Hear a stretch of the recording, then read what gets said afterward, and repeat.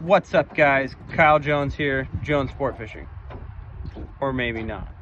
It's Jesse here with your guys' weekly update for the Upper Columbia and Brewster.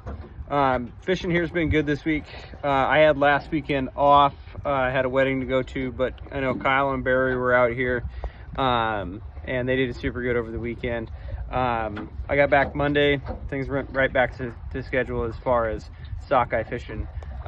Fishing's been really good. I know a lot of people were concerned about a lot of the fish leaving with the weather change. I can promise you they're all still up there. There's still tons and tons of fish in the pool. Fishing for them is kind of all the same, running your normal setups, with your Dodgers and smile blades and shrimp. A couple of big key factors, I think, especially this later in the season, is really staying around where you find a lot of fish.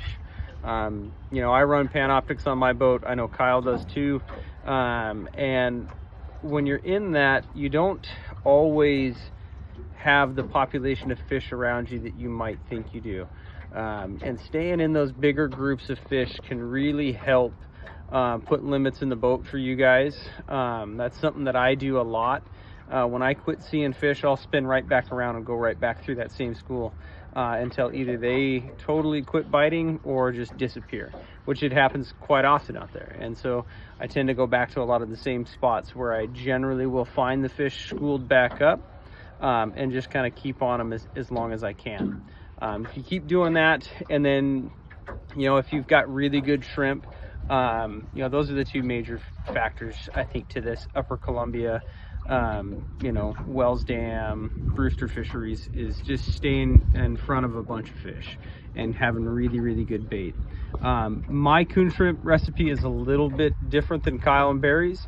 If you guys just search the Potskey's coon shrimp recipe that Dave England put out about 10 years ago, that's the one that I use.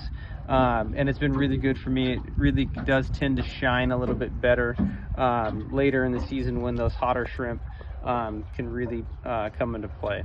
Outside of Brewster, I actually took a day and we went targeting kings.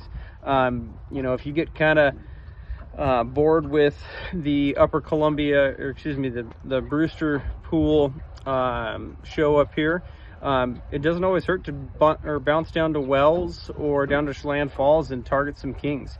Later in the season like this, you tend to get a lot of them piled in there, and you can do a few things differently to stack a bunch of fish in the boat. Yesterday we had a ton of opportunities on fish, and my people had a ton of fun. We caught them, hover fishing eggs, and got one trolling, but really we hooked a bunch of fish. Got a bonus sturgeon, which I've actually never even seen a sturgeon caught at Chelan Falls, but yeah, we did. So so just there's a ton of opportunity up here, whether it's sockeye fishing, whether it's king fishing.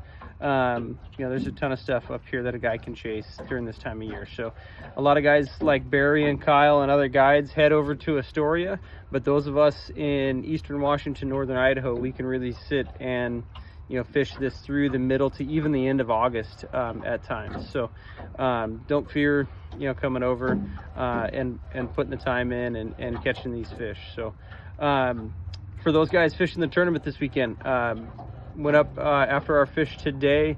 Got our sockeye limit fairly early today, went up around Pelican, and first pass picked up a king. So there's still lots of kings up there around Pelican and Bridgeport. So you may focus some efforts up there.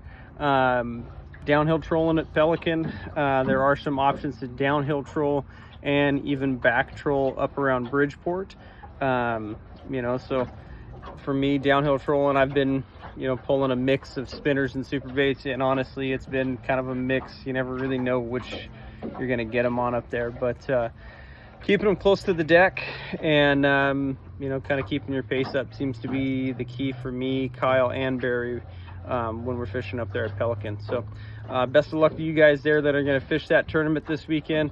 We'll wave and say hi if we're up and around, but I'm going to try to stay out of your guys' way as best we can. So Yeah, that's it for this week. I got a couple more for you guys in the weeks to come. I know Kyle and Barry are going to have some stuff for you guys down in Astoria. And if you've got any questions on setups or anything like that, drop them in the comments and stuff like that. I know that we really try to get back to you guys on answering some of that. So have a good one. We'll talk to you next week.